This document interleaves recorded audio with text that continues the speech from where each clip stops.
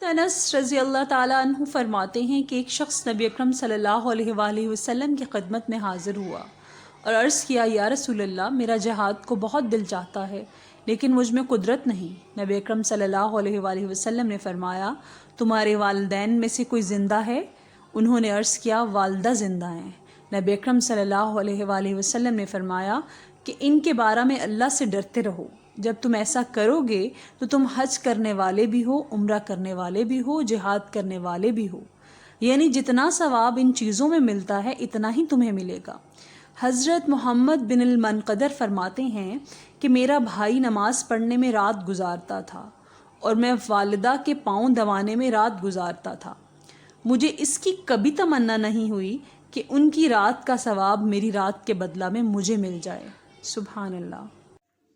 Islamic videos کی support کے لیے چینل کو سبسکرائب کر دیں۔ شکریہ۔